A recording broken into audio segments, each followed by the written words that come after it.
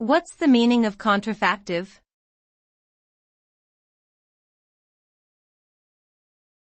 Contrafactive.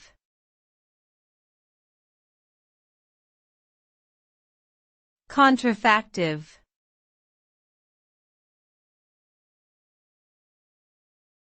Contrafactive.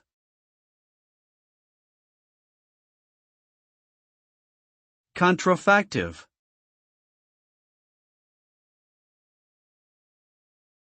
The term contrafactive refers to a type of conditional statement that describes a situation which did not occur, but which could have occurred under different circumstances.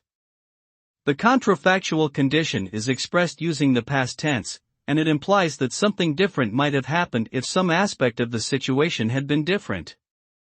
For example, if I had studied harder for the test, I would have gotten a better grade. This statement is contrafactual because it describes a situation that did not actually happen, getting a better grade, but which could have happened if the speaker had studied harder.